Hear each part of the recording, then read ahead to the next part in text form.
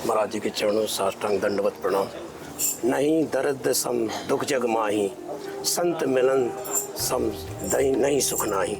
जिस तरह दर्द का के समान कोई दुख नहीं है, ऐसे ही संत मिलन के समान कोई सुख नहीं है इस धरा पर।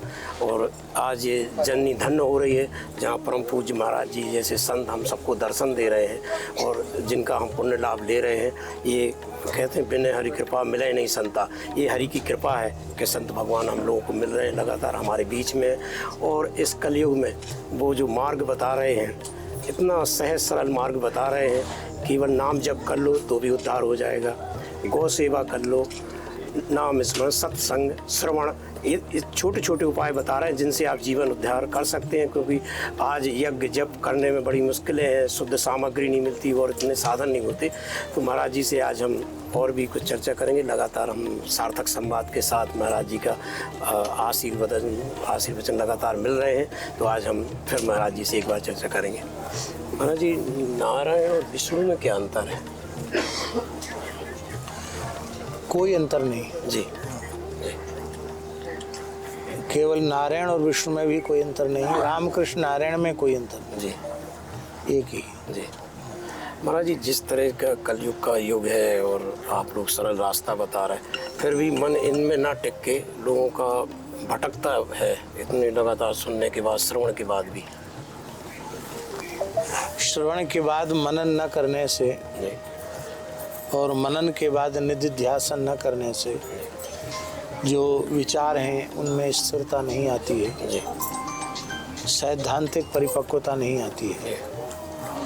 इसलिए श्रवण के बाद मनन और मनन के बाद जो विषय हमने सुन करके समझा है जी, उस पर चलने का निश्चय, जी, ये तो स्वयं को ही करना पड़ेगा। जी, तो इसलिए लोग श्रवण तो करते हैं, श्रवण के बाद फिर मनन और निधिध्यासन नहीं करते। इस कारण से वो भटकाव समाप्त नहीं होता। जी महाराज, इस समय देश में गौ सम्मान आह्वान अभियान चल रहा है। देश में 27 अप्रैल को पहला प्रतिवेदन दिया जाना है, आपकी तरफ से क्या संदेश?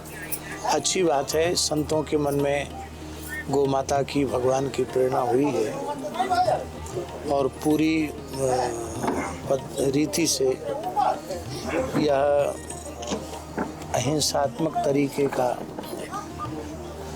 अत्यंत सात्विक भावों को लेकर के यह प्रार्थनात्मक विचारात्मक सुप्रयोग है।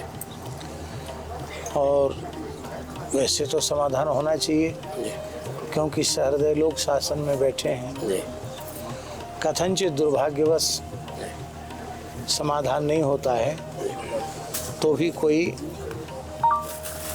उत्तेजक आंदोलन नहीं करना है। जी, जब भारतवर्ष की धरती गोवध के कलंक से मुक्त ही नहीं हो पा रही है तो हमें यहाँ जीवित रहने का अधिकार नहीं है। तो अनशन पूर्वक प्राण विसर्जन, ऐसा देश के कुछ संत करने का विचार कर रहे हैं। महाराज जी, सनातनी जातिवाद के चक्रव्यूह से कैसे निकले, कैसे मुक्त हो? वस्तुतः जाति जो है वो सामाजिक व्यवस्था की दृष्टि से है जी, उसमें कहीं ऊंच नीच, द्वेष, घृणा, उद्वेग, भय, इसके लिए कोई स्थान नहीं है। जी, ये जो जातिगत विद्वेष है, पहले इस देश पर मुगल शासन रहा तो हिंदुओं को बांटने के लिए उन्होंने जातिगत विद्वेष बढ़ाया। जी, उसके बाद अंग्रेज आए, अंग्रेज़ों ने देखा कि बहुत बड़ा वर्ग हिंदुओं का है, तो यदि यह एकजुट रहा तो हम इन पर शासन नहीं कर सकते, तो उन्होंने हिंदुओं को तोड़ा। देश स्वतंत्र हुआ, लोकतंत्र आया, तो लोकतंत्र में वोट के लालची नेताओं ने अंग्रेज़ों की नीति को ही अपनाया।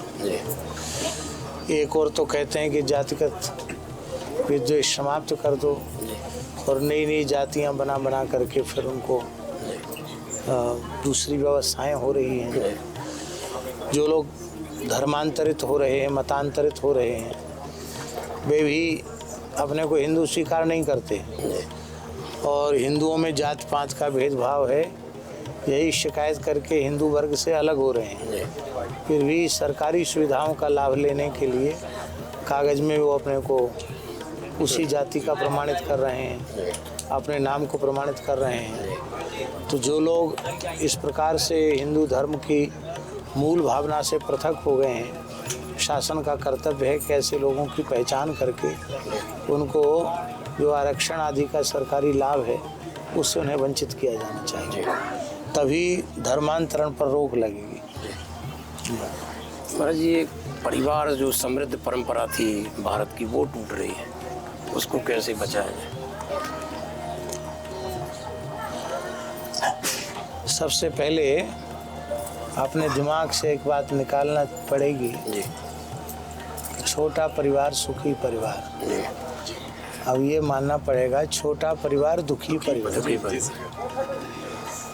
सही। तो इस बात को अब नारे को बदलना चाहिए। जी वो भी षड्यंत्र ही था, छोटा परिवार सुखी परिवार जी षड्यंत्र के तहत ही किया गया। जी। तो जो नाते रिश्तों का संबंधों का जो सुख है, उनके बीच में जो हमें पोषण प्राप्त होता था, जो हमारे संस्कार पुष्ट होते थे, कुछ शिक्षाएं माँ से मिलती थी, कुछ दादी से, कुछ मामी से, कुछ मौसी से, कुछ फूफी से, वो सब संबंध ही समाप्त हो गए हैं। विदेश जाकर बसने की परंपरा बहुत अधिक लोगों के दिमाग में घर कर गई है। तो एक ही पुत्र होते हैं, तो वो विशेष पढ़े लिखने के बाद विदेश चले जाते हैं, वहाँ कोई काम कर लेते हैं, फिर वहीं की सभ्यता में रच पच जाते हैं, लौट के आते नहीं हैं। माता पिता यहाँ कष्ट पाते हैं। तो और उसमें भी कहीं ना कहीं योग्य व्यक्तियों को हम उनकी योग्यता के अनुसार काम नहीं दे पा रहे हैं, तो काम के कारण वो बाहर जा रहे हैं। तो यहाँ भी आओ योग्यता के अनुसार ही व्यक्तियों का चयन होना चाहिए, ना कि केवल किसी निजी स्वार्थ की पूर्ति के लिए हम किसी भी वर्ग विशेष को कहें कि क्योंकि जो योग्य व्यक्ति होगा वही राष्ट्र की, समाज की, शासन की उत्तम से उत्तम सेवा कर सकेगा, अयोग्य व्यक्ति नहीं कर सकेगा। अब अयोग्य डॉक्टर पहुंच जाएगा तो वो क्या करेगा? मरीज के स्वास्थ्य का इलाज तो दूर रहा, उसके प्राणों से खेलेगा वो। अयोग्य शिक्षक पहुंच गया तो क्या होगा? वो विद्यार्थियों को, शिक्षार्थियों को योग्य नहीं बना पाएगा। अयोग्य आईएएस अधिकारी पहुंच गया तो क्या करेगा? अयोग्य पुलिस अधिकारी पहुंच गया तो वो क्या करेगा? तो हर क्षेत्र में योग्य व्यक्ति की आवश्यकता है और योग्यता का आदर होना चाहिए। महाराज जी, संत लगातार आप लोग मार्गदर्शन कर रहे हैं, सब कुछ हो रहा है, लेकिन जो शासन प्रशासन है वो भी यदि कदम मिला के चले तो बहुत सारे काम, जैसे गौ रक्षा का काम हो सकता है, परिवार समृद्धता, बहुत सारे काम हो सकते हैं। इनमें तालमेल कैसे बने राजनीतिक और अध्यात्म के क्षेत्र का? शिक्षा जो प्रदूषित हो गई है जी उसको ठीक करना पड़ेगा जी। क्योंकि शिक्षा के माध्यम से ही संस्कार बालक बालिकाओं में आते हैं और भारतीयता प्रधान, राष्ट्रीयता प्रधान, जिसमें भारतीय सदाचार का आदर है, इस प्रकार की शिक्षा की पद्धति प्रायः भारतवर्ष में समाप्त हो गई है। दूसरे सहशिक्षा भारत जैसे धर्मप्राण देश के लिए वरदान न होकर अभिशाप है। कन्याओं की उच्च से उच्च शिक्षा होनी चाहिए, बालकों की उच्च से उच्च शिक्षा होनी चाहिए, किंतु यह एक साथ रहकर नहीं होनी चाहिए, अलग अलग होनी चाहिए। यह भी क्योंकि मनुष्य का शरीर नष्ट हुआ तो कुछ नष्ट हुआ, धन नष्ट हुआ तो कुछ भी नष्ट नहीं हुआ, उसका चरित्र ही नष्ट हो गया तो सब कुछ नष्ट हो गया। तो इसलिए चरित्र का संरक्षण होना चाहिए। ये महाराज जी के लिए बहुत कम समय में तो कहना बड़ा मुश्किल है, लेकिन आप महाराज जी के लगातार प्रवचन यदि सुनते रहेंगे तो जीवन में कोई दुविधा द्वंद्व नहीं रहेगा। आपके सब प्रश्नों के हल उसमें है, जीवन की सरल राय उनमें है। तो आप लगातार महाराज जी के प्रवचन जरूर सुनते रहें।